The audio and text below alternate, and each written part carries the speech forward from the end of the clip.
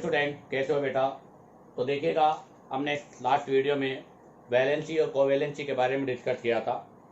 आज हम अब वैलेंसी और कोवैलेंसी के अंदर अब कुछ की पॉइंट और एग्जांपल्स के बारे में डिस्कस करेंगे कि कौन से एलिमेंट का कोवैलेंसी कितना हो सकता है और कितना नहीं। तो उसके लिए मेरा जो पहला सबसे फर्स्ट रूल है वो क्या है, तो देखिएगा बेटा, रूल नंबर 1। और रूल नंबर 1 के अंदर है आपके सेकेंड पीरियड के एलिमेंट।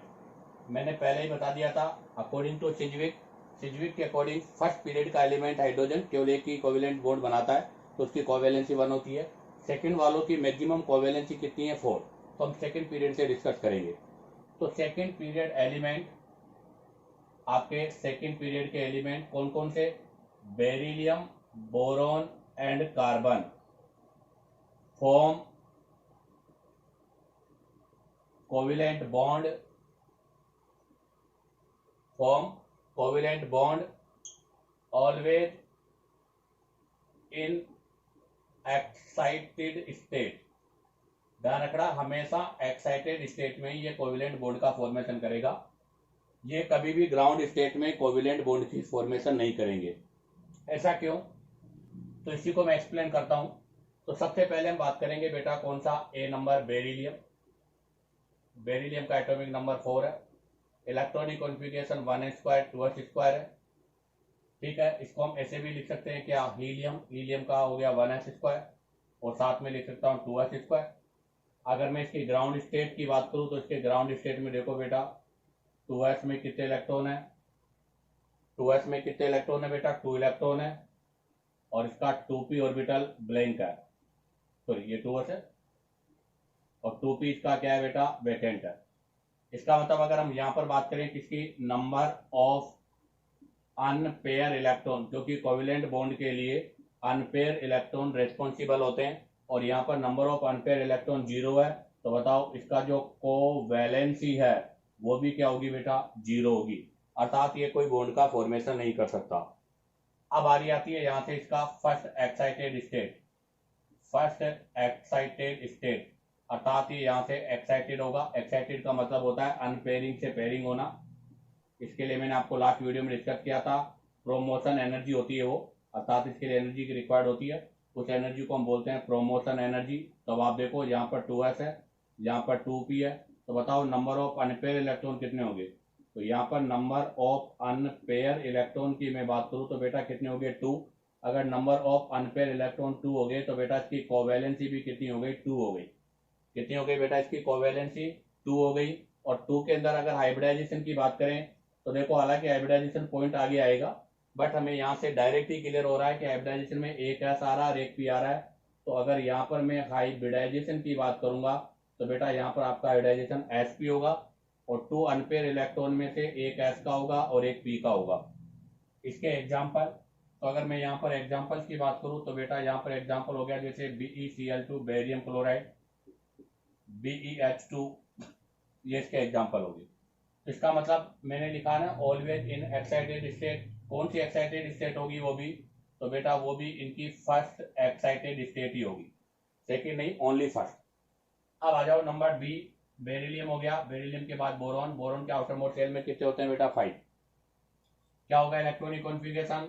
1s², 2s², 2p1 हो गया बेटा। क्या लिखोगे? हीलियम के बाद में यहाँ पर वही हीलियम, और हीलियम के साथ में बेटा क्या लिखोगे? 2s2 और 2p1 हो गया। अब बताओ इसका जनरल मतलब इसका ग्राउंड स्टेट क्या होगा? तो बेटा इसके ग्राउंड स्टेट के अंदर 2 में और p में इलेक्ट्रॉन है, s में 2 है और p में 1 है और एक अनपेयर इलेक्ट्रॉन है यहाँ पर। तो अगर मैं आपसे पूछूं नंबर ऑफ अनपेयर इलेक्ट्रॉन तो कितना होगा? तो बताइएगा, नंबर ऑफ अनपेयर इलेक्ट्रॉन। तो बेटा यहाँ पर नंबर ऑफ अनपेयर इलेक्ट्रॉन की बात आती है तो यहाँ पर एक ही अनपेयर इलेक्ट्रॉन है। अगर एक ही अनपेयर इलेक्ट्रॉन है तो इसकी कोवैलेंसी कितनी हो जाएगी? 1। बट आपको बताया बेटा एक इलेक्ट्रॉन से इसका ऑक्टेट पूरा नहीं होता, इसलिए यहाँ से इसको फर्स्ट एक्साइटेड स्टेट में आना होता है। तो यहाँ से मैं बात करूंगा किसकी? फर्स्ट एक्साइटेड स्टेट की। इसको एक्साइटेड कर दिया मैंने, एक्साइटेड कर दिया तो आपको पता है अनपेयरिंग से पेयरिंग, अर्थात पेयरिंग से अनपेयरिंग हो जाएगी, अर्थात S से एक इलेक्ट्रॉन P में चला जाएगा। और अब आप देखो S से एक इलेक्ट्रॉन P में जाने के बाद यहाँ पर नंबर ऑफ अनपेयर इलेक्ट्रॉन कितने हो गए बेटा? 3। नंबर ऑफ अनपेयर इलेक्ट्रॉन 3 हो गए।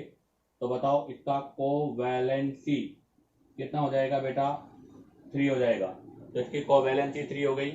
अगर बात करूं मैं किसकी, हाइब्रिडाइजेशन की, तो आपके सामने क्लियर है, एक एस और 2 पी है, तो इसका मतलब हाइब्रिडाइजेशन कौन सा हो गया? sp2 हो गया।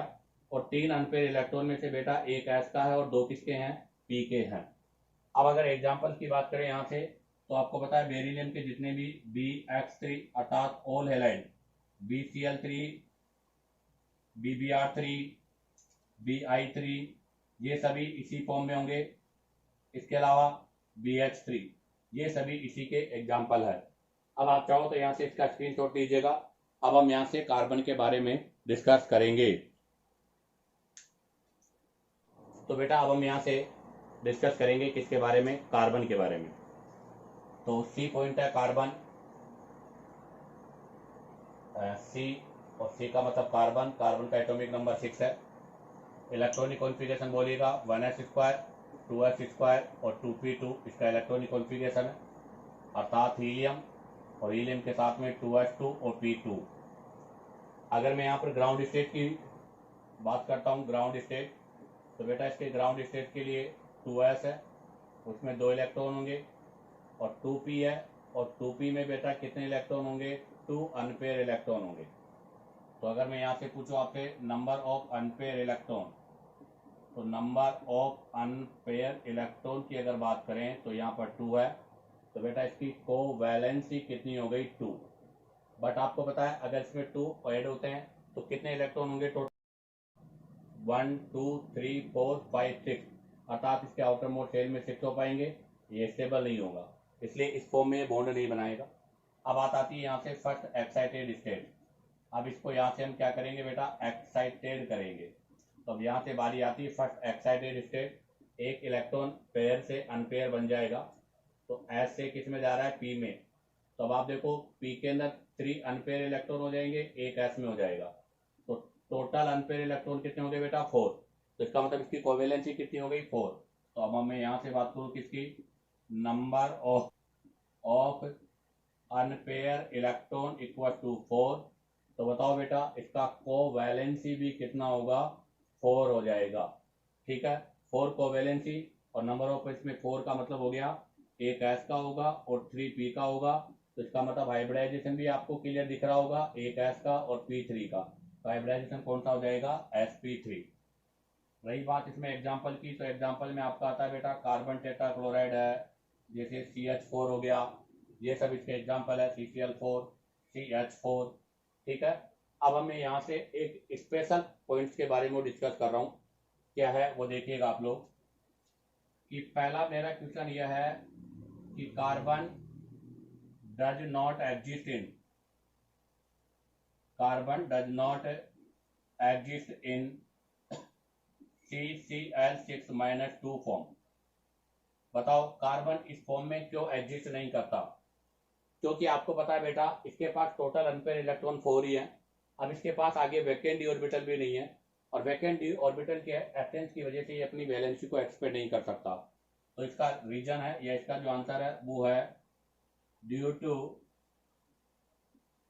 Absence of vacant D orbital, अर्थात बेटा इसके अंदर वैकेंट डी ऑर्बिटल एब्सेंस होता है। So can not expand it's valency, इसलिए बेटा ये अपनी वैलेंसी को क्या नहीं कर सकता? एक्सपेंड नहीं कर सकता।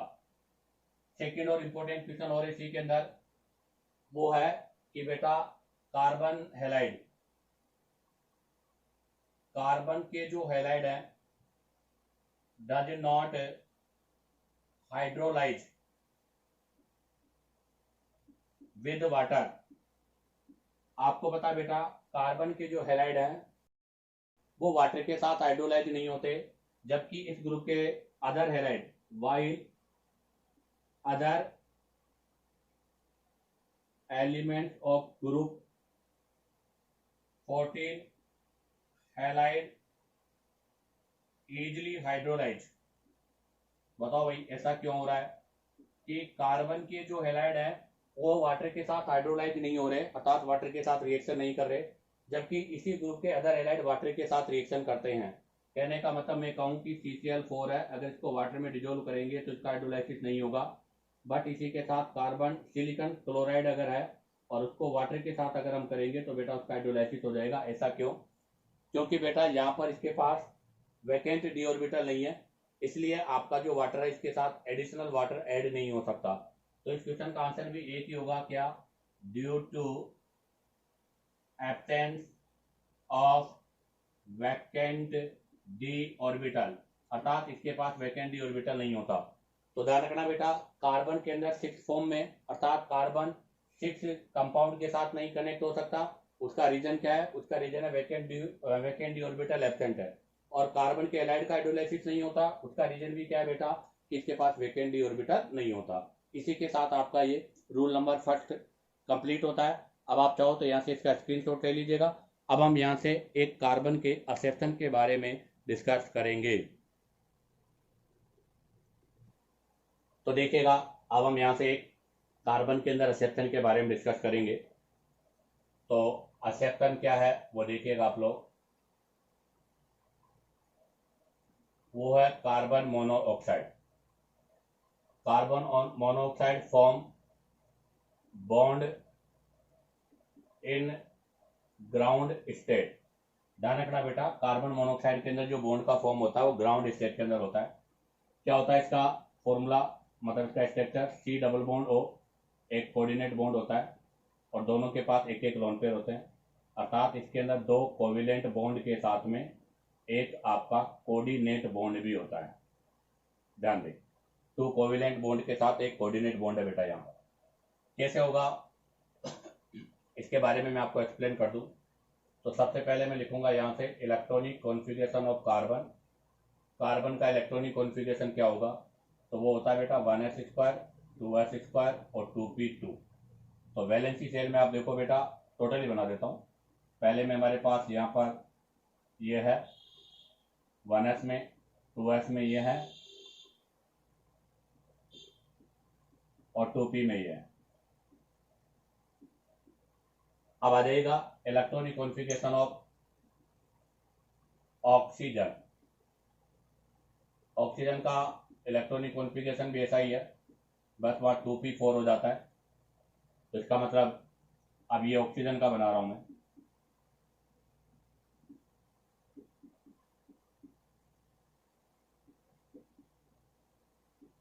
ये ऑक्सीजन का हूं 1s, 2s और 2p। इसमें से आप चाहो तो 1s को तो हटा दो, इसकी तो कोई जरूरत ही नहीं है मुझे। अब आप देखो 2s, 2p, 2s और 2p, यहां पर अगर हम बात करें तो इन दोनों के अंदर कॉमन अनपेयर इलेक्ट्रॉन कितने हैं? थोड़ा सा मैं इसको इस तरह से बनाता हूं ताकि आपको बेटर तरीके से एक्सप्लेन हो। ये अनपेयर, तो बताइएगा बेटा इसमें टोटल अनपेयर इलेक्ट्रॉन कितने हैं? दोनों में 2 है। तो number of unpair electron 2 in each atom, दोनों ही एटम के अंदर आपके अनपेयर इलेक्ट्रॉन बेटा 2 हैं। अगर 2 अनपेयर इलेक्ट्रॉन है तो ये यहाँ से 2 कोविलेंट बॉन्ड, अर्थात यहाँ से अगर मैं इसकी कोवैलेंसी की बात करूं तो वो 2 हो गई, अर्थात ये 2 कोविलेंट बॉन्ड का फॉर्मेशन करेंगे। यहाँ से ये कोविलेंट बॉन्ड का फॉर्मेशन करेंगे, कितने? 2 कोविलेंट बॉन्ड का फॉर्मेशन करेंगे। अब आप देखो बेटा, यहाँ पर भी ये पेयरिंग है, ये भी पेयरिंग है, ये बॉन्ड फॉर्मेशन में इंक्लूड नहीं होंगे, नॉट बॉन्ड फॉर्मेशन। आपके ये बॉन्ड फॉर्मेशन में इंक्लूड नहीं होंगे, तो बेटा ये लोन पेयर की तरह काम करेंगे। किसकी तरह काम करेंगे? लोन पेयर की तरह। तो देखो कार्बन के ऊपर भी लोन पेयर था तो ये लोन पेयर है, ऑक्सीजन के ऊपर भी लोन पेयर था तो ये ऑक्सीजन का लोन पेयर है। तो ये लोन पेयर की तरह काम करेगा, जो कि आपके यह है। अगर मैं इनको कंबाइन करके लिखता हूं तो आप जरा देखो, ये तो दोनों के हो गए, इनका कंबाइनिंग फॉर्म है। अब उसमें ये जो है, तो देखो आप यहाँ पर ये वैकेंट है और ये यहाँ पर फुलफिल है। तो ये जो फुलफिल वाला है ये अपने इलेक्ट्रॉन इसको ट्रांसफर करता है। तो यहाँ पर क्या हो रहा है, इलेक्ट्रॉन जो है ऑक्सीजन से किस में जा रहे हैं? आपके कार्बन में जा रहे हैं। 2 है ना, तो दोनों में एक एक आपका इंक्लूड हो जाएगा। तो आपका 2 electron donate oxygen in carbon, अर्थात ऑक्सीजन किसको दे रहा है, कार्बन को। तो यहां से मेरे पास जो नेक्स्ट कंडीशन होगी वो कंडीशन ये होगी बेटा, देखो फर्स्ट में पेयरिंग हो जाएगी, सेकंड में पेयरिंग हो जाएगी, और ये दोनों कौन से बॉन्ड के पार्ट हो जाएंगे, कोविलेंट बॉन्ड के पार्ट हो जाएंगे। और थर्ड के अंदर भी 2 इलेक्ट्रॉन ऐसे कैसे शिफ्ट हो जाएंगे बेटा, हालांकि दोनों इलेक्ट्रॉन किसके हैं, ऑक्सीजन के, ध्यान रखना। ये दोनों इलेक्ट्रॉन कहाँ से आ रहे हैं, आपके ऑक्सीजन से आ रहे हैं, बट यहाँ पर भी 2 इलेक्ट्रॉन का मतलब एक ऑर्बिटल पूरा हो गया और एक बॉन्ड हो गया। और ये जो बॉन्ड है, ये बॉन्ड आपका कौन सा बॉन्ड है बेटा, कोऑर्डिनेट बॉन्ड है। कौन सा बॉन्ड है, कोऑर्डिनेट बॉन्ड है। इसलिए ध्यान रखना कार्बन मोनोऑक्साइड का फॉर्म हमेशा ग्राउंड स्टेट के अंदर होता है। अब आ रही आती यहाँ से नेक्स्ट रूल की। अभी हमने वही सेकेंड पीरियड में भी हमने बेरिलियम, बोरान, कार्बन। अब बारी आती है उनके आगे वाले एलिमेंट की। तो यहां से हम डिस्कस करेंगे सेकेंड के अंदर वही second period element, second period element. अब बेरिलियम, बोरान, कार्बन के बाद में कौन कौन आता है, nitrogen, oxygen, fluorine does not form covalent bond in excited state. अर्थात ये कभी भी अपनी जो एक्साइटेड स्टेट है उसके अंदर बॉन्ड का फॉर्मेशन नहीं करते बेटा। ऐसा क्यों, ऐसा क्यों, तो वो इसलिए क्योंकि बेटा इनका पी ऑर्बिटल जो है उसमें सभी में इलेक्ट्रॉन होते हैं और इनके पास वैकेंट डी ऑर्बिटल नहीं होता। तो उसका रीजन जो है वो है due to absence of vacant D orbital. अर्थात इनके पास वैकेंट डी ऑर्बिटल नहीं होता, इस वजह से ये अपनी वैलेंसी को एक्सपेंड नहीं कर सकते, अर्थात एक्साइटेड नहीं हो सकते। इसलिए ध्यान रखना बेटा, नाइट्रोजन, ऑक्सीजन, फ्लोरीन हमेशा ग्राउंड स्टेट के अंदर ही अपने कोविलेंट बॉन्ड का फॉर्मेशन करेंगे। तो ध्यान रखना किसमें करेंगे बेटा, ये ओनली ग्राउंड स्टेट के अंदर। अब एग्जाम्पल में मैं बात करूं तो सबसे फर्स्ट वही वापस एन नाइट्रोजन का लेता हूं। सबसे फर्स्ट एग्जाम्पल, नाइट्रोजन 7 नंबर पर है, electronic configuration 1s², 2s², 2p3 हो जाएगा बेटा। या इसे भी कह सकता हूं हीलियम, और हीलियम के साथ में 2s2, 2p3। अगर इसका ग्राउंड स्टेट हम देखते हैं तो ग्राउंड स्टेट के अंदर 2s में 2 इलेक्ट्रॉन है बेटा, और p में 3 इलेक्ट्रॉन है। अब आप देखो बेटा, इसके पास s और p दोनों में इलेक्ट्रॉन है, अर्थात s ऑर्बिटल हो चाहे p ऑर्बिटल हो, सभी के अंदर एटलीस्ट 1 इलेक्ट्रॉन तो है। अगर अब मैं यहाँ पर प्रोमोशन एनर्जी को अप्लाई करके इसका प्रोमोशन रूल अप्लाई करना चाहूं तो बेटा यहाँ पर इसके आगे डी ऑर्बिटल नहीं है, इस वजह से यहाँ पर एक्साइटेड नहीं हो सकता। तो ये जो बॉन्ड का फॉर्मेशन करेगा ये अपनी इसी ग्राउंड स्टेट के अंदर करेगा। तो बताओ यहाँ पर नंबर ऑफ अनपेयर इलेक्ट्रॉन कितने हैं, तो बेटा यहाँ पर नंबर ऑफ अनपेयर इलेक्ट्रॉन कितने हो गए बेटा, 3। तो अगर नंबर ऑफ अनपेयर इलेक्ट्रॉन 3 हो गए तो बताओ इसका यहाँ पर कोवैलेंसी कितनी हो गई, तो इसकी यहाँ पर कोवैलेंसी 3 हो गई। 3 के अंदर भी ध्यान रखना बेटा, तीनों के तीनों एस के तो 0 है अभी, और 3 के 3 किसके हैं, पी के हैं। अब बात आती है कि बेटा ये मैंने भी लिखा है एग्जाम्पल, और इसके लिए एग्जाम्पल की मैं बात करूँ तो इसके लिए एग्जाम्पल आ जाएंगे मेरे पास। देखो आप, NCl3 होता है, NH3 अमोनिया होता है, आप कोई सा भी बना लो, NBr3 बना लो। तो इसका मतलब नाइट्रोजन मोस्टली 3 के साथ ही होता है, हालांकि इसका ऑक्टेट भी कंप्लीट हो रहा है, आप काउंट कर लीजिएगा। 2 तो ये हो गए, 3, 4, 5, और बेटा ये 3 और करेगा तो 6, 7, 8। तो इसका ये ऑक्टेट भी पूरा हो रहा है, इसलिए इसको एक्साइटेड होने की कोई आवश्यकता नहीं है। अब आप यहाँ से इसका स्क्रीनशॉट लीजिएगा। अब हम इससे रिलेटेड पॉइंट और आगे के पॉइंटों के बारे में डिस्कस करेंगे। तो देखिएगा, अभी हमने नाइट्रोजन के बारे में डिस्कस किया था, तो उसके अंदर हमने कहा था कि वो कभी भी एक्साइटेड स्टेट में नहीं आएगा। क्यों, क्योंकि उसके ग्राउंड स्टेट में एनपेयर इलेक्ट्रॉन होते हैं, और एक्साइटेड के लिए उसके पास वैकेंट ऑर्बिटल नहीं है। तो यहां से मैं एक इंपॉर्टेंट पॉइंट लिखूंगा, क्या लिखूंगा कि एक्साइटेड स्टेट्स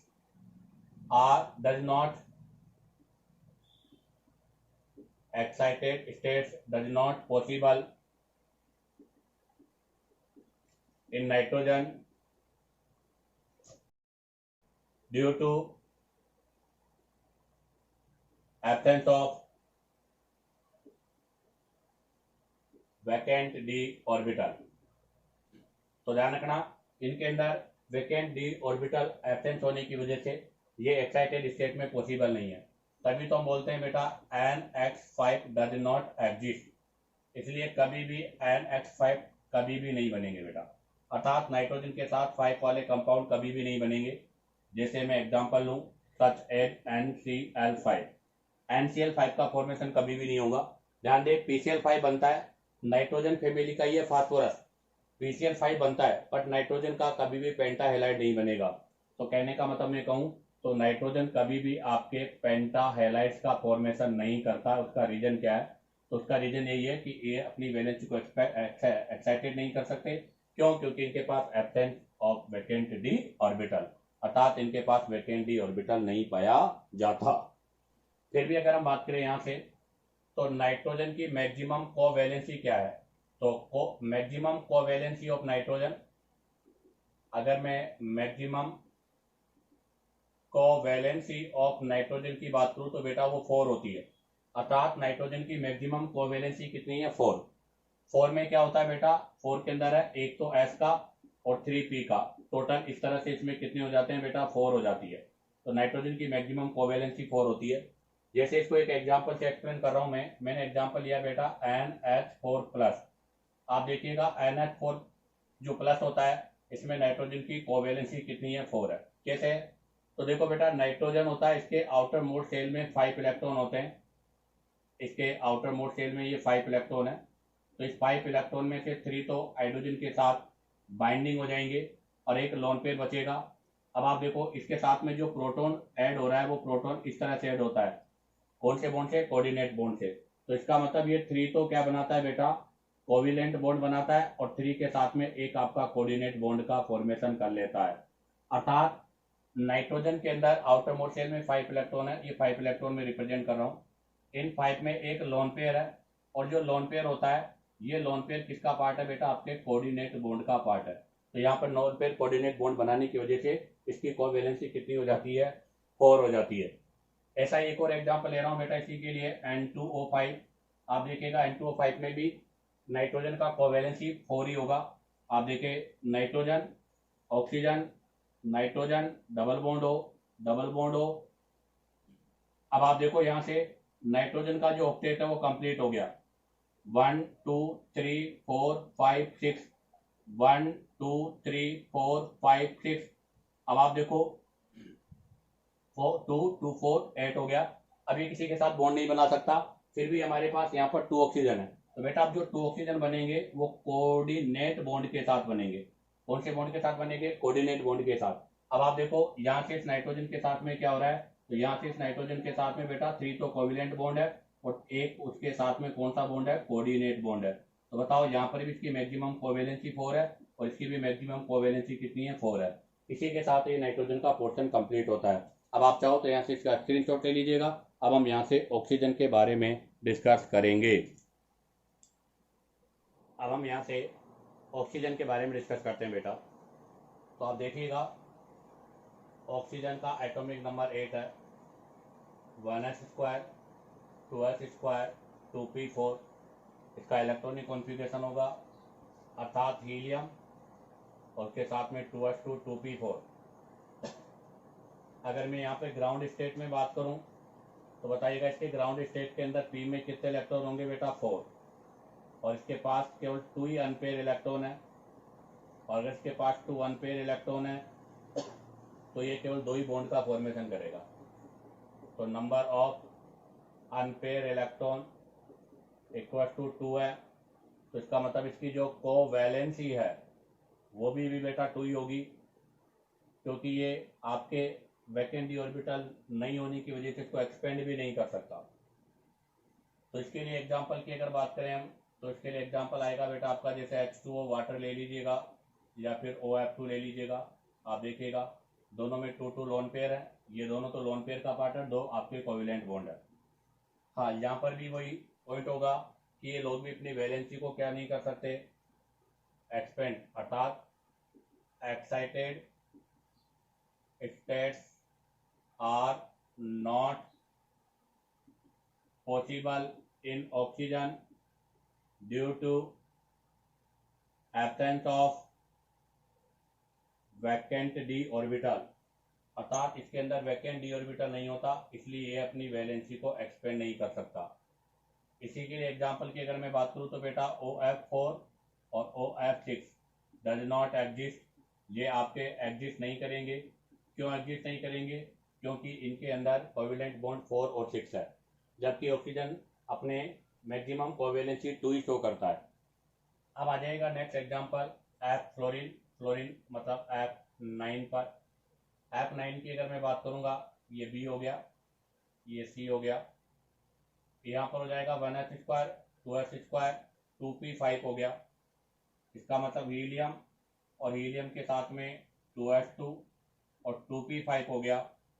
ग्राउंड स्टेट की अगर मैं बात करूं तो इसके ग्राउंड स्टेट के अंदर S में 2 इलेक्ट्रॉन हो गए और P में कितने हैं बेटा? 5 इलेक्ट्रॉन है। आप देखिएगा P में 5 इलेक्ट्रॉन है तो इसमें 2 पेयर है, एक अनपेयर है, ओनली एक इलेक्ट्रॉन अनपेयर है यहाँ पर। तो इसका मतलब ये केवल एक ही बॉन्ड का फॉर्मेशन करेगा। तो नंबर ऑफ अनपेयर इलेक्ट्रॉन की अगर मैं बात करूँ यहाँ पर, तो नंबर ऑफ अनपेयर इलेक्ट्रॉन बेटा 1 है। तो इसका मतलब अभी यहाँ पर इसकी जो कोवेलेंसी है, अर्थात ये कोवेलेंट बॉन्ड, यहाँ पर कोवेलेंसी नहीं बोलूंगा, यहाँ बोलूंगा कोवेलेंट बॉन्ड, तो ये 2 आपके कोवेलेंट बॉन्ड का फॉर्मेशन करेगा। जबकि अगर मैं यहाँ पर बात करूँ नंबर ऑफ अनपेयर इलेक्ट्रॉन 1 है, तो ये आपके ओनली 1 कोवेलेंट बॉन्ड का फॉर्मेशन करेगा बेटा। अब आप देखिएगा एग्जांपल की अगर हम बात करें तो यहाँ पर आपके इंटर हैलोजन कंपाउंड आते हैं, इसके बारे में हम आगे डिस्कस भी करेंगे। इंटर हैलोजन कंपाउंड अर्थात एक हैलोजन के साथ में दूसरे हैलोजन का कंबाइन होना, ये डिफरेंट टाइप के होते हैं। इसका पूरा स्टडी हम डिटेल से 12th में करते हैं। इंटर हैलोजन कंपाउंड जैसे आप बात करें तो ClF, तो BrF है, और बात करूँ तो IF है, ये आपके इंटर हैलोजन कंपाउंड है। और अगर एग्जांपल की बात करें तो आपका ICl है और Cl BrCl है। अब यहाँ पर भी हम बात करें तो बेटा वैकेंट ही नहीं है, तो ये भी एक्साइटेड नहीं हो सकता। तो यहाँ पर भी हम वही लिखेंगे, क्या? Excited states are not possible. यहाँ पर भी बेटा आपका एक्साइटेड स्टेट पॉसिबल नहीं है। उसका रीजन क्या? रीजन इसका due to absence of vacant D orbital, due to absence of vacant D orbital. तो यहाँ पर भी इसी का वही एग्जांपल होगा कि यहाँ पर वैकेंट ऑर्बिटल एब्सेंट है, और वैकेंट ऑर्बिटल एब्सेंट होने की वजह से बेटा ये अपनी वैलेंसी को क्या नहीं कर सकता? एक्सपेंड नहीं कर सकता। इसी के साथ आपका ये रूल नंबर 2 का पोर्शन भी कंप्लीट होता है। अब आप चाहो तो यहाँ से इसका स्क्रीनशॉट ले लीजिएगा। अब हम यहाँ से नेक्स्ट रूल के बारे में डिस्कस करेंगे। तो देखिएगा बेटा, अब हम यहाँ से डिस्कस करेंगे थर्ड पीरियड के एलिमेंट के बारे में। अभी तक हमने second period element beryllium boron carbon और फिर आपका नाइट्रोजन ऑक्सीजन फ्लोरीन के बारे में डिस्कस किया था। तो अब हम यहाँ से डिस्कस करने जा रहे हैं रूल नंबर 2 अर्थात थर्ड पीरियड एलिमेंट के लिए। तो थर्ड पीरियड एलिमेंट के लिए अगर बात करें हम, तो third period element phosphorus, sulphur, chlorine form covalent bond in ground state as well as excited state. अर्थात आपके थर्ड पीरियड एलिमेंट है फास्फोरस, सल्फर, क्लोरीन, ये ग्राउंड स्टेट के साथ साथ बेटा एक्साइटेड स्टेट के अंदर भी इसका फॉर्मेशन करते हैं बेटा। ग्राउंड स्टेट के साथ साथ एक्साइटेड स्टेट के अंदर भी कोवेलेंट बॉन्ड का फॉर्मेशन करते हैं। इसका रीजन क्या है? तो इसका रीजन है due to presence of vacant D orbital, अर्थात बेटा इनके अंदर वैकेंट डी ऑर्बिटल होता है, और वैकेंट डी ऑर्बिटल होने की वजह से ये ग्राउंड और एक्साइटेड दोनों के अंदर कोवेलेंट बॉन्ड का फॉर्मेशन करते हैं। तो अब इसमें सबसे पहला मैं ले रहा हूँ फास्फोरस। हमें पता है बेटा फास्फोरस 50 नंबर पर है। इलेक्ट्रॉनिक कॉन्फ़िगरेशन इसका डायरेक्ट लिख देता हूँ, नियोन, और नियोन के बाद में अगर बात करें तो 3s2 और 3p3 हो गया, ये इसका इलेक्ट्रॉनिक कॉन्फ़िगरेशन हो गया। और आपको पता है यहाँ पर 3d आपका वैकेंट है। अब मैं यहाँ से ग्राउंड स्टेट की बात करने जा रहा हूँ। तो ग्राउंड स्टेट में आप देखो बेटा 3s है, 3s में 2 इलेक्ट्रॉन होंगे। उसके बाद में 3p है, 3p में कितने बेटा 3 अनपेयर इलेक्ट्रॉन है। और उसके बाद में बेटा क्या है 3d, और 3d पूरा यहाँ पर खाली पड़ा हुआ है, पूरा 3d खाली है, वैकेंट है। अब आप देखो अभी ग्राउंड स्टेट में अगर मैं बात करूँ किसकी, नंबर ऑफ अनपेयर इलेक्ट्रॉन, तो बताओ आप यहाँ पर नंबर ऑफ अनपेयर इलेक्ट्रॉन कितने बेटा 3। अगर नंबर ऑफ अनपेयर इलेक्ट्रॉन 3 है तो बताओ उसका कोवेलेंसी भी कितना हो जाएगा, 3 हो जाएगा। अब अगर मैं यहाँ से बात करूँ किसकी, हाइब्रिडाइजेशन की, तो आप देखो 3 अनपेयर इलेक्ट्रॉन जो है वो पी ब्लॉक से हैं, एस से कुछ भी नहीं है, तीनों के तीनों पी से हैं, एस से नहीं है। हाइब्रिडाइजेशन की अगर मैं बात करूँ यहाँ पर, तो बताओ यहाँ से हाइब्रिडाइजेशन कौन सा होगा, तो बेटा एक एस और 3 पी है, तो कौन सा हाइब्रिडाइजेशन हो जाएगा, sp3 हाइब्रिडाइजेशन हो जाएगा, क्योंकि ये यहाँ पे लोन पेयर की तरह काम कर रहा है। किसकी तरह काम कर रहा है बेटा, लोन पेयर की तरह काम कर रहा है। अब आगे बात करते हैं इसके अंदर एग्जाम्पल। अगर इसमें एग्जाम्पल की मैं बात करूं तो आपका px3 का पोर्शन हो गया, अर्थात जैसे pcl3 है, pcl3 हो जाएगा, pbr3 हो जाएगा, pi3 हो जाएगा। अब आ रही आती है फर्स्ट एक्साइटेड स्टेट, यहां से इसको एक्साइटेड कर देता हूं मैं। फर्स्ट एक्साइटेड स्टेट लिया है, एक अनपेयर इलेक्ट्रॉन यहाँ चला जाएगा, किसके अंदर, डी के अंदर चला जाएगा। तो यहाँ पर 1, पी में आपके 3 है, एक कहाँ चला गया बेटा, डी में चला गया। ये 3s है, ये 3p है और ये 3d है। अब total number of unpair electron check करो। नंबर ऑफ अनपेयर इलेक्ट्रॉन की अगर मैं यहाँ पे बात करूं तो यहाँ पर आपके टोटल 5 अनपेयर इलेक्ट्रॉन है बेटा। अगर 5 है तो बताओ इसका अब कोवैलेंसी कितना हो गया, तो अब देखो कोवैलेंसी 3 से बढ़कर 5 हो गई। तो हाइब्रिडाइजेशन बताओ कौन सा हो जाएगा, तो अब आप हाइब्रिडाइजेशन में देखो बेटा 5 के अंदर एक एस है, 3p है और एक डी है, तो हाइब्रिडाइजेशन भी यही हो जाएगा sp3d, ये इसका हाइब्रिडाइजेशन हो जाएगा बेटा। एग्जाम्पल की अगर मैं बात करूँ यहाँ से, तो आप देखो px5 अर्थात फास्फोरस पेंटाक्लोराइड बन जाएगा, pbr5 बन जाएगा। तो ये यहाँ पर इस फॉर्म में एक्सिस्टेंस भी है। बट हमने देखा था कि नाइट्रोजन के केस में कोवेलेंसी 5 नहीं थी, मैक्सिमम कोवेलेंसी 4 थी, क्योंकि वहाँ पर वैकेंट डी ऑर्बिटल नहीं होता। तो यहाँ से इससे रिलेटेड एक क्वेश्चन भी है। क्वेश्चन यही है कि आप देखो pcl3, pcl5, और भी अगर इसमें एग्जाम्पल लिखना चाहूँ तो बेटा ph3 लिख लूँ, और इसमें लिखना चाहूँ तो ph5 भी लिख सकता हूँ। तो pcl3 pcl5 है, ph3 है, ph5 है और pcl6 माइनस, ये सब एग्जिस्ट करते हैं बेटा, ये सब एग्जिस्ट करते हैं। बट NX5 जो है वो डज नॉट एग्जिस्ट। इसका रीजन क्या है, तो बेटा इसका रीजन यही है कि नाइट्रोजन में वैकेंट डी ऑर्बिटल नहीं होता। तो इस क्वेश्चन का आंसर है due to absence of vacant D orbital in nitrogen, अर्थात नाइट्रोजन में वैकेंट डी ऑर्बिटल नहीं होता, इसलिए वो अपनी वैलेंसी को एक्सपेंड नहीं कर पाता, इसलिए उसकी कोवैलेंसी कभी 5 नहीं हो सकती। अब आप चाहो तो यहाँ से इसका स्क्रीन शॉट ले लीजिएगा। अब हम यहाँ से नाइट्रोजन और फास्फोरस के बीच में कंपेयर करते हैं। तो देखिएगा अब हम यहाँ से नाइट्रोजन और फास्फोरस को कंपेयर करते हैं अगर, तो एक साइड नाइट्रोजन है, एक साइड फास्फोरस है। सबसे पहले इनकी बात करेंगे मैक्सिमम कोवैलेंसी। तो बेटा नाइट्रोजन की मैक्सिमम कोवैलेंसी 4 है, जहाँ पर एक एस और 3 पी ऑर्बिटल यूज होंगे। अगर फास्फोरस की बात करें तो बेटा 6 है, एक एस है, 3 पी है और 2 डी है बेटा। तो फास्फोरस वाले की मैक्सिमम कोवैलेंसी 6 है, जबकि नाइट्रोजन की कितनी है 4। और इस 4 के अंदर बेटा आपके 3 कोविलेंट बॉन्ड होंगे और एक ही आपका केवल कोऑर्डिनेट बॉन्ड होगा, और वो कोऑर्डिनेट बॉन्ड भी किसके साथ होगा, एस के साथ होगा, क्योंकि उसके अंदर आपका लोन पेयर रहेगा। और अगर यहाँ पर मैं बात करूं तो बेटा यहाँ पर आपके पास 5 कोविलेंट बॉन्ड है और साथ में एक आपका कौन सा बॉन्ड होगा, कोऑर्डिनेट बॉन्ड होगा। ठीक है, आगे बात करें ऐसा क्यों हो रहा है, तो यहाँ पर रीजन है absence of vacant D orbital यहाँ पर वैकेंट डी ऑर्बिटल एब्सेंस है, जबकि यहाँ पर presence of vacant D orbital, यहाँ पर आपका वैकेंट डी ऑर्बिटल प्रेजेंट है, इसलिए यहाँ पर कभी भी NX5 नहीं बनेगा, जबकि यहाँ पर हमेशा PX5 का फॉर्मेशन हो जाएगा। अब बारी आती है बेटा सल्फर की। नेक्स्ट ले रहे हैं हम बी पॉइंट। अभी हमने फास्फोरस के बारे में डिस्कस किया था। अब बारी आती है सल्फर की। सल्फर आता है 16 पर। डायरेक्ट अगर हम लिखेंगे तो नियोन 10 नंबर हो गया, उसके बाद में क्या बोलते हैं 3s² और 3p4। अब आप देखो इसकी ग्राउंड स्टेट के बारे में डिस्कस करते हैं हम। अगर इसकी ग्राउंड स्टेट की बात करूं मैं तो s में 2 हो गए,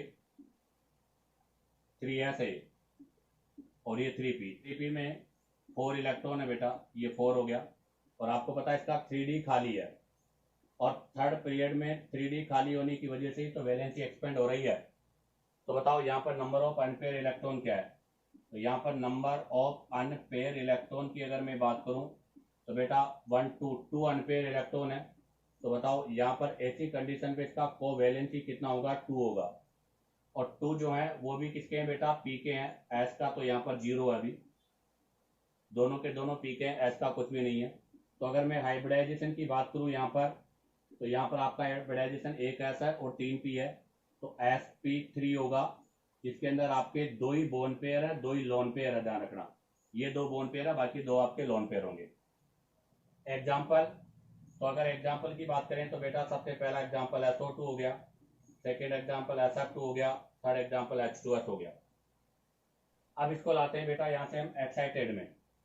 अब बारी आती है किसकी? First excited state. तो यहाँ से इसको फर्स्ट एक्साइटेड में ले दिए, तो यहाँ से क्या होगा? एक अनपेयर इलेक्ट्रॉन, अर्थात पी से जाएगा, भी एस से नहीं जाएगा। ध्यान दे, पहले पी से जाएगा, तो पी में अब आपके पास 3 अनपेयर इलेक्ट्रॉन हो जाएंगे, और एक अनपेयर इलेक्ट्रॉन किस में चला जाएगा? डी में। तो बताओ अब टोटल अनपेयर इलेक्ट्रॉन कितने हो गए? तो ये 3s है, ये 3p है और ये 3d है। तो बेटा यहाँ पर आपके नंबर ऑफ अनपेयर इलेक्ट्रॉन कितने हो गए बाप? तो यहाँ पे मैं बात करूँ नंबर ऑफ अनपेयर इलेक्ट्रॉन, तो बेटा यहाँ पर नंबर ऑफ अनपेयर इलेक्ट्रॉन कितने हो गए? 1 2 3 4 हो गए अपनी बार। तो बताओ 4 हो गए, तो इसका कोवैलेंसी कितना हो गया? 4 हो गया।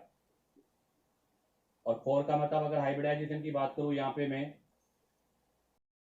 तो हाइब्रिडाइजेशन में एक एस हो गया, एक पी हो गया, 3 पी और एक डी, तो अर्थात sp3d हो गया बेटा, जिसमें एक लोन पे अभी भी आपका एक लोन पे रहेगा, और बाकी 1 2 3 4 आपके क्या रहेंगे बेटा? बोन पे रहेंगे। और 4 का मतलब क्या हो गया? 4 का मतलब हो गया बेटा 3 तो पी का हो गया, और एक किसका हो गया? डी का हो गया। और ये जो एस वाला होगा वो कौन से बॉन्ड का फॉर्मेशन करेगा? कोऑर्डिनेट बॉन्ड का। एग्जाम्पल की अगर मैं बात करूं यहाँ से, तो यहाँ से एग्जाम्पल हो गया आपका SF4। अब आप यहाँ से इसका स्क्रीनशॉट लीजिएगा। अब हम यहाँ से इसकी सेकेंड एक्साइटेड स्टेट के बारे में डिस्कस करेंगे। अब हम यहाँ से बेटा सल्फर की सेकेंड एक्साइटेड स्टेट के बारे में डिस्कस करेंगे। तो अब आती है सेकेंड एक्साइटेड स्टेट। आपको बताया सेकेंड एक्साइटेड स्टेट का मतलब एस से इलेक्ट्रॉन जाएगा, तो एक अनपेयर इलेक्ट्रॉन एस में हो जाएगा, आपके 3p में हो जाएंगे और 2d में हो जाएंगे आपकी बात, क्योंकि डी के अंदर एक p से आया और एक s से आया। ये 3s है, ये 3p है और ये 3d है। बताओ नंबर ऑफ अनपेयर इलेक्ट्रॉन कितने हैं यहाँ पर? तो मैं यहाँ पर नंबर ऑफ अनपेयर अगर इलेक्ट्रॉन की बात करूँ तो वो बेटा 1 2 3 4 5 6 हो गए। तो इसका मतलब कोवैलेंसी कितनी हो गई बेटा यहाँ पर? तो यहाँ पर कोवैलेंसी 6 हो गई। हाइब्रिडाइजेशन की अगर बात करें तो एक एस है, 3p है और 2d हैं, तो sp3d2 हो गया। और इसके अंदर तो 6 के अंदर आप देखो बेटा s p और d है, एक s है, 3p है और 2d है। एग्जाम्पल की मैं बात करूं तो यहाँ से एग्जाम्पल आपका हो गया बेटा SF6। अब यहाँ से कंपेयर करेंगे। कंपेयर करने से पहले एक और चीज मैं बता दूं, देखो बेटा जब ये ग्राउंड स्टेट में था तब कोवैलेंसी 2 थी, फर्स्ट एक्साइटेड स्टेट में 4 थी और सेकंड एक्साइटेड में 6 थी। इसका मतलब ये हुआ कि हर एक्साइटेड स्टेट पर अनपेयर इलेक्ट्रॉन 2 बढ़ जाते हैं, तो कोवैलेंसी भी कितनी बढ़ जाती है? 2 बढ़ जाती है। तो यहाँ से अगर मैं एक इंपॉर्टेंट नोट लिखना चाहूँ तो लिख सकता हूँ। आप देखो ईच एक्साइटेड स्टेट, अर्थात हर एक्साइटेड जो स्टेट होती है उसके अंदर number of unpaired electron increase by 2, अर्थात 2 बढ़ जाते हैं। अगर ये 2 बढ़ जाएंगे तो ऐसी कंडीशन पर एंड इंक्रीज कोवैलेंसी बाय 2, तो बेटा आपकी कोवैलेंसी भी 2 बढ़ जाती है, तभी तो यहाँ पर 2, 4, 6 आ रही है। ठीक है, अब बारी आती है यहाँ से सल्फर और ऑक्सीजन के बीच में कंपेयर, ये ऑक्सीजन और ये सल्फर, वही पहला पॉइंट मैक्सिमम कोवैलेंसी। तो अब आप देखो बेटा, ऑक्सीजन में मैक्सिमम कोवैलेंसी 2 है, सल्फर में 6 है, ऑक्सीजन में 2 है, और वो भी दोनों किसके अंदर है, 2p, अर्थात दोनों के दोनों p ऑर्बिटल में एनपेयर इलेक्ट्रॉन है। यहाँ पर आपके देखो एक s में है, 3 p में है, 2 d में है, तो ये 6 हो गई। आप देखो बेटा यहाँ पर आपके पास 2 ही कोविलेंट बॉन्ड बनते हैं, यहाँ पर ये कोऑर्डिनेट बॉन्ड नहीं बना सकता क्योंकि इसके पास वैकेंट डी नहीं है, इसलिए 2 ही कोविलेंट बॉन्ड बनेंगे। यहाँ पर भी आपके 2 तो कोविलेंट बनेंगे बेटा, और बाकी बचे हुए 2 कोविलेंट है, और बाकी बचे हुए 4 आपके कौन से होंगे, कोऑर्डिनेट बॉन्ड का पार्ट होगा बेटा। ऐसा क्यों, क्योंकि यहाँ पर आपका एब्सेंस ऑफ वैकेंट डी है, यहाँ पर एब्सेंस ऑफ वैकेंट डी है बेटा, जबकि यहाँ पर अगर मैं बात करूं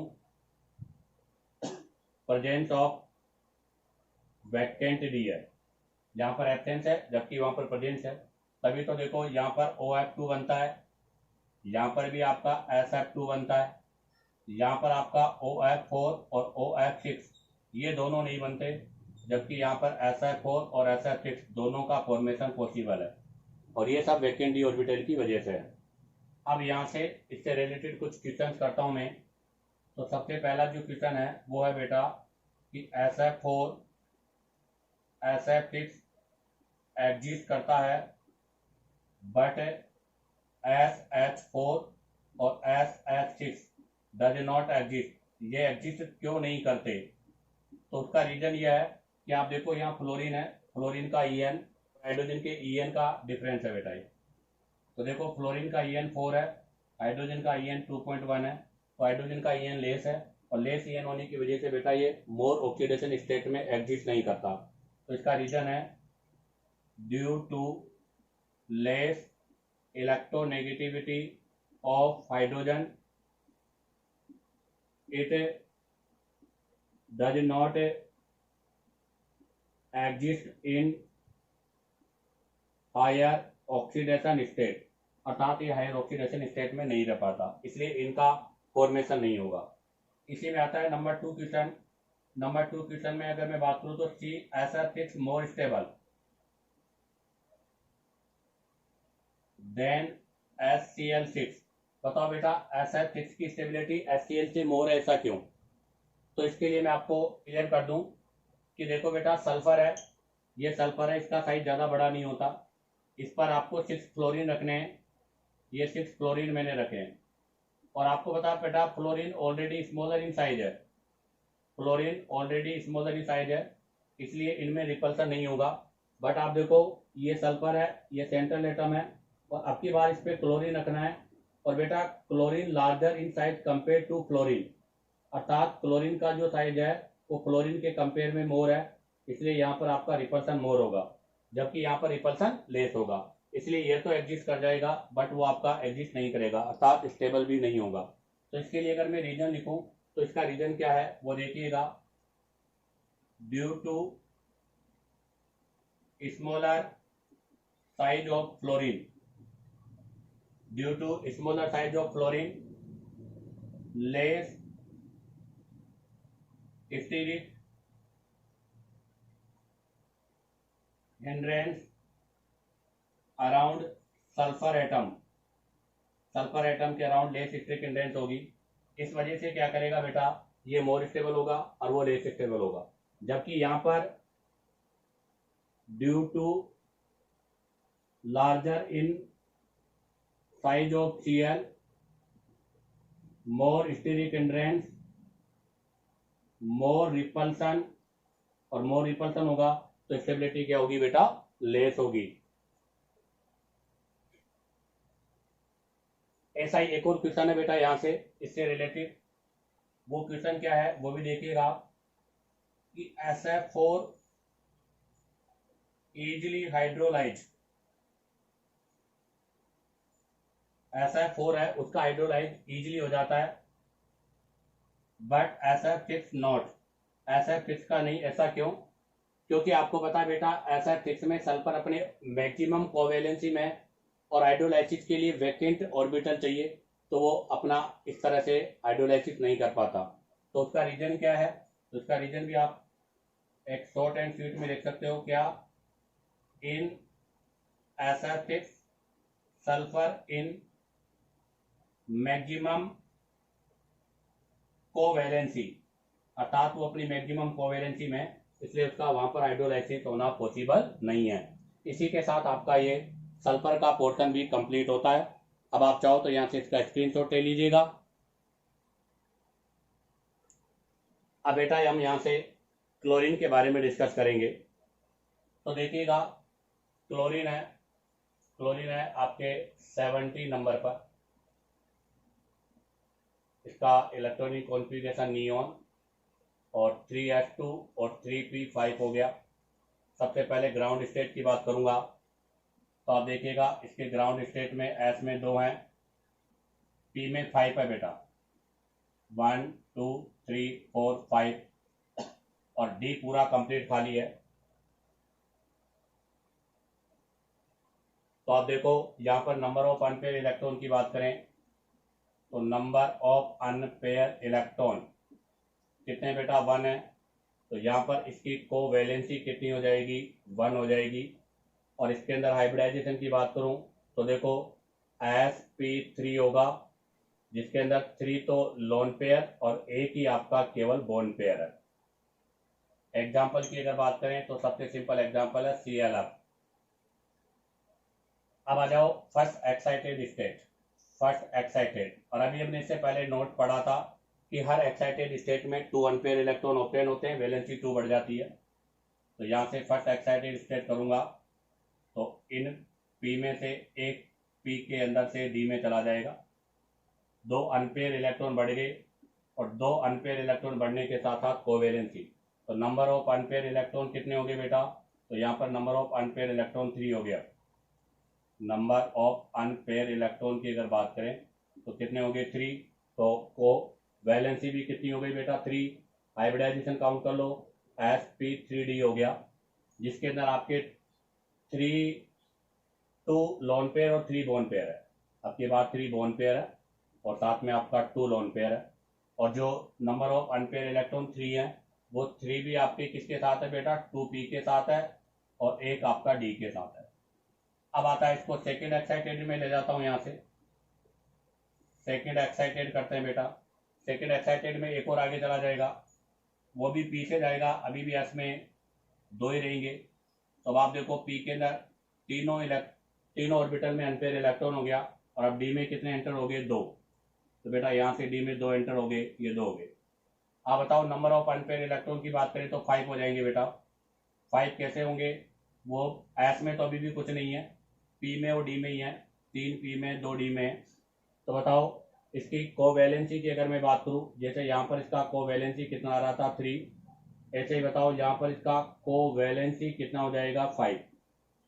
हाइब्रिडाइजेशन कौन सा हो जाएगा? sp3d2 हो जाएगा, जिसके अंदर एक आपका लोन पेयर है, एक लोन पेयर है, और आपके 4 क्या हो जाएंगे? Bone pair. 1 2 3 4 5, sorry 5 bone pair है, एक आपका लोन पेयर है, और हाइब्रिडाइजेशन हो जाएगा sp3d2, और 1 2 3 4 5 इसकी कोवेलेंसी हो गई। अब आ जाएगा नेक्स्ट आगे थर्ड एक्साइटेड स्टेट की बात करता हूं मैं यहाँ से। थर्ड एक्साइटेड स्टेट का मतलब अब S से जाएगा, अब S भी अनपेयर हो जाएगा और S का भी बॉन्ड पार्टिसिपेट करेगा। तो आपके पास D में 3 हो जाएंगे बेटा। तो बताओ अगर मैं यहाँ पर बात करूँ किसकी? Number of unpair electron. तो बताओ यहाँ पर नंबर ऑफ अनपेयर इलेक्ट्रॉन कितने हो गए? 7। 1 2 3 4 5 6। 7 में देखो आप S का 1 है, P का 3 है और D का भी 3 है। कोवेलेंसी बताओ कितनी हो गई? तो यहाँ से इसकी कोवेलेंसी कितनी हो गई बेटा? 7। और हाइब्रिडाइजेशन कौन सा हो गया? sp3d3 हो गया, जिसके अंदर 7 के 7 ही आपके बोन पेयर है। अब की बार लोन पेयर क्या हो गया बेटा, 0। रही एग्जाम्पल की, यहाँ पर एग्जाम्पल आपका क्या था, ClF3 ClF, तो यहाँ पर एग्जाम्पल क्या हो जाएगा, ClF3।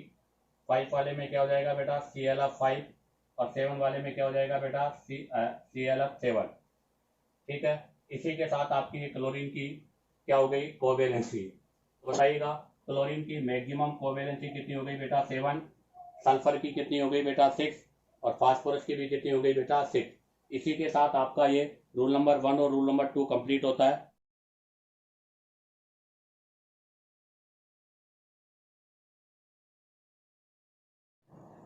तो देखिएगा अब हम यहाँ से इससे रिलेटेड कुछ क्वेश्चंस के बारे में डिस्कस करेंगे। तो उसके अंदर आप देखिएगा सबसे फर्स्ट क्वेश्चन है मेरा, ClF7 and BrF7 does not exist. ये एग्जिस्ट नहीं करता बेटा, बट IF7 एग्जिस्ट। जबकि IF7 का फॉर्मेशन होता है, जबकि ClF7 और BrF7 का फॉर्मेशन नहीं होता। इसका रीजन क्या है बेटा, तो आप देखिएगा इस क्वेश्चन का आंसर होगा size of halogen. Size of halogen, अगर मैं साइज ऑफ हेलोजन की बात करूं तो बेटा फ्लोरीन से बड़ा क्लोरीन, क्लोरीन से बड़ा और सबसे लार्जेस्ट होगा आयोडीन, अर्थात आयोडीन लार्जेस्ट इन साइज होता है। अब आप देखो यहाँ पर कह रहा हूँ कि IF7 बन रहा है, ये नहीं बन रहा, उसका रीजन, तो इन IF7 IF7 में सेंट्रल एटम कौन है, आयोडीन। तो यहाँ पर हम लिखेंगे iodine is larger in size compare to chlorine and bromine. तो बेटा आयोडीन IF7 में आयोडीन का साइज जो है वो क्लोरीन और ब्रोमीन के कंपेयर में मोर है, इसलिए यहाँ पर hence no steric hindrance around central atom अर्थात आयोडीन एटम। इस वजह से बेटा इसका साइज बड़ा होने की वजह से इसके अराउंड यहाँ पर जो क्राउडिंग है वो बहुत ही कम होती है।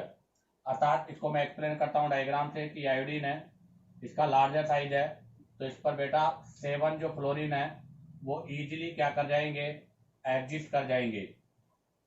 ऐसे इसके अराउंड अगर मैं 7 फ्लोरीन बनाऊं तो ये 7 फ्लोरीन एडजस्ट कर जाएंगे। बट क्लोरीन और ब्रोमीन में देखो बेटा क्लोरीन का साइज कंपेयर टू आयोडीन क्या होता है, लेस होता है। और जब हम यहाँ पर 7 फ्लोरीन को रखेंगे तो बेटा इनके बीच में हाईली रिपल्सन हो जाएगा, और हाईली रिपल्सन होने की वजह से यहाँ पर स्ट्रिक हिंड्रेंस बहुत ज़्यादा बढ़ जाएगा, और स्ट्रिक हिंड्रेंस मोर होने की वजह से इनकी स्टेबिलिटी नहीं होगी, अर्थात ये एग्जिटेंस नहीं करेंगे। तो बताओ, जहाँ से मैं एक ऑर्डर की बात करता हूँ तो ऑर्डर क्या है, स्टेरिक क्राउडिंग। ऑर्डर लिख रहा हूं बेटा, steric crowding in halogen. Halogen के अंदर स्टेरिक क्राउडिंग का order, steric crowding in halogen when it central atom.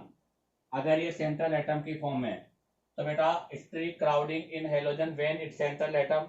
तो बताओ, अगर central atom smaller in size होगा तो क्राउडिंग मोर होगी, और अगर central atom larger in size होगा तो बेटा क्राउडिंग लेस होगी।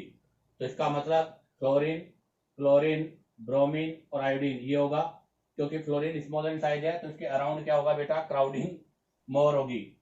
सेकंड है steric crowding in X when it surrounding atom. अब की बार ये बेटा आपका सेंट्रल एटम नहीं है, सराउंडिंग एटम है, और आपको पता है surrounding atom smaller in size होना चाहिए। अगर वो स्मॉलर इन साइज होगा तो क्राउडिंग लेस होगी, और वो लार्जर इन साइज होगा तो क्राउडिंग मोर होगी। तो बेटा यहाँ पर जो क्राउडिंग का ऑर्डर है वो जस्ट इसका क्या हो जाएगा, उल्टा हो जाएगा। तो ये दोनों ऑर्डर एक दूसरे के इनवर्स है। क्यों? क्योंकि इनके अंदर एक बार सेंट्रल एटम है ये, तो इसके अराउंड यहाँ पर आपको ग्रुप लगाना है, क्राउडिंग ज्यादा होगी। यहाँ पर ग्रुप लगाओगे, क्राउडिंग लेस होगी। अब की बार आपका सेंट्रल एटम सेम है, जैसे ये सेंट्रल एटम दोनों में सेम है, बट इसके जो अराउंड ग्रुप लग रहा है वो आपका क्या है, मान लो स्मॉलर है। अगर स्मॉलर है तो बेटा यहाँ पर क्राउडिंग क्या होगी, लेस होगी। लेकिन अगर लार्जर इन साइज हुआ तो बेटा इसी कंडीशन पर क्राउडिंग क्या होगी, मोर होगी। तो सेंट्रल एटम के अंदर क्राउडिंग का order fluorine, chlorine, bromine, iodine होगा। कहने का मतलब है जिसका साइज छोटा है, स्मॉलर इन साइज अगर है, स्मॉलर इन साइज में जो होगा उसके अंदर क्राउडिंग मोर होगी। और अगर वो सराउंडिंग एटम के रूप में है तो बेटा जो लार्जर इन साइज में है उसके अंदर क्राउडिंग क्या होगी, मोर होगी। तो यहां से मेरे पास एक कंडीशन बन गई, कंडीशन फॉर एग्जिस्टेंस, कोई भी मॉलिक्यूल का एग्जिस्टेंस है या नहीं उसके लिए क्या कंडीशन है। तो कंडीशन फॉर, अगर मैं एग्जिस्टेंस की बात करूं तो बताओ क्या कंडीशन हो गई, आपका सेंट्रल एटम क्या होना चाहिए, लार्जर। तो बेटा कंडीशन फॉर एग्जिस्टेंस के लिए मैं बात करूं तो सेंट्रल एटम क्या होना चाहिए, लार्जर इन साइज, अर्थात वो बहुत बड़ा होना चाहिए। और अगर सराउंडिंग एटम की बात करूं तो बताओ आपका सराउंडिंग एटम क्या होना चाहिए। बेटा आपका सराउंडिंग एटम जो है स्मॉलर इन साइज होना चाहिए, तो ये एग्जिस्टेंस होगा, अदरवाइज एग्जिस्टेंस नहीं होगा। इसी के साथ आपका इक्वेशन कंप्लीट होता है। अब आप चाहो तो यहाँ से इसका स्क्रीनशॉट ले लीजिएगा। अब हम यहाँ से नेक्स्ट क्वेश्चन और इसके एप्लीकेशन के बारे में डिस्कस करेंगे। तो देखिएगा अब डिस्कस करेंगे क्वेश्चन नंबर 2। तो बेटा क्वेश्चन नंबर 2 हो गया आपका कि IF5 और IF7 एग्जिस्ट करता है बेटा, लेकिन I के साथ में H5 और IS7 ये दोनों आपके डज नॉट एग्जिस्ट है, अर्थात ये एग्जिस्ट नहीं करते। ऐसा क्यों, तो इसका रीजन यही है क्योंकि बेटा हाइड्रोजन जो है वो उसका EN, electronegativity of hydrogen smaller या बहुत कम है। अब बताओ अगर इसकी इलेक्ट्रोनेगेटिविटी बहुत कम है 2.1, तो ऐसी कंडीशन पर बेटा ये हायर ऑक्सीडेशन में एग्जिस्ट नहीं कर सकता, hence not exist in higher oxidation state, अर्थात ये हायर ऑक्सीडेशन स्टेट में नहीं रह सकता। अब यहां से डिस्कस करेंगे एप्लीकेशन ऑफ वेरिएबल वैलेंसी। अब हम वेरिएबल जो वैलेंसी है उसकी एप्लीकेशन के बारे में डिस्कस करेंगे कि वेरिएबल वैलेंसी के क्या क्या यूज है। तो सबसे पहला यूज तो आपने पढ़ा था एग्जिस्टेंस और नॉट एग्जिस्टेंस। जैसे आपने कहा NCl5 नहीं बनता, PCl5 बनता है, OF4 नहीं बनता, SF4 बनता है। तो पहला तो हो गया एग्जिस्टेंस, कोई मॉलिक्यूल एग्जिस्टेंस करेगा कौन सा नहीं करेगा उसके बारे में हम वेरिएबल वैलेंसी से पता करते हैं। तो पहला एप्लीकेशन हो गया बेटा to explain existence of molecule, अर्थात कौन सा मॉलिक्यूल बनेगा कौन सा मॉलिक्यूल नहीं बनेगा उसका एग्जिस्टेंस इसी से पता चलता है। और इसके अंदर भी दो पॉइंट है, एक तो हो गया आपका प्रेजेंस और absence vacant D orbital, absence और presence of vacant D orbital. एक तो प्रेजेंस और absence of vacant D orbital से, और दूसरा बेटा आप क्या हो गया स्टेरिक हिंड्रेंस से। सेकंड कहां से हो गया, स्टेरिक हिंड्रेंस से, जिसके बारे में भी हमने डिस्कस किया था कि आपका जो सेंट्रल एटम है वो क्या होना चाहिए, तो वो तो होना चाहिए बेटा लार्जर इन साइज में। और आपका जो सराउंडिंग एटम है वो क्या होना चाहिए बेटा, वो आपका होना चाहिए स्मॉलर इन साइज, अर्थात छोटे आकार का होना चाहिए। सेकंड एप्लीकेशन आती है बेटा हाइड्रोलाइसिस की। सेकंड एप्लीकेशन है बेटा हाइड्रोलाइसिस ऑफ मॉलिक्यूल, अर्थात कौन से मॉलिक्यूल का हाइड्रोलाइसिस होगा कौन से का नहीं होगा, ये भी डिपेंड करता है बेटा एब्सेंस और presence of vacant D orbital. तो ये भी किससे डिसाइड होगा, तो ये भी डिसाइड होगा बेटा आपका एब्सेंस और presence of vacant D orbital. तो बेटा ये भी आपके वैकेंट डी ऑर्बिटल से पता चलेगा कि कौन सा मॉलिक्यूल आपका एग्जिस्टेंस करेगा और कौन सा मॉलिक्यूल आपका एग्जिस्टेंस नहीं करेगा। तो मॉलिक्यूल की एग्जिस्टेंसी का पता भी यहाँ से चलता है, जिसके अंदर हमने एग्जांपल में किया था कि कार्बन टेट्राक्लोराइड है, जब इसको वाटर में डिजोल्व करते हैं तो इसका हाइड्रोलाइसिस नहीं होता, बट इसी का SiCl4 वाटर के साथ देते हैं तो इसका हाइड्रोलाइसिस हो जाता है। तो एक तो हो गया बेटा absence and presence of the vacant D orbital, ध्यान रखना बहुत इंपॉर्टेंट पॉइंट है कि वैकेंट डी ऑर्बिटल से पता चलता है। और सेकेंड हमें पता चलता है बेटा किससे, हायर कोवैलेंसी, हायर कोवैलेंसी, जिसके अंदर हमने एग्जांपल पढ़ा था कि SF4 का हाइड्रोल एसिड हो जाता है, SF6 का हाइड्रोल एसिड नहीं होता।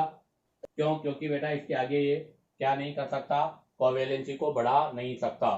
इसी के साथ आपका ये एप्लीकेशन ऑफ कोवैलेंसी का पोर्शन भी कंप्लीट होता है। अब आप चाहो तो यहाँ से इसका स्क्रीनशॉट ले लीजिएगा। अगर आपको हर कॉन्सेप्ट क्लियर हुआ हो बेटा तो आप वीडियो को लाइक, सब्सक्राइब और शेयर करो ताकि आप लोगों के पास न्यू नोटिफिकेशन आता रहे।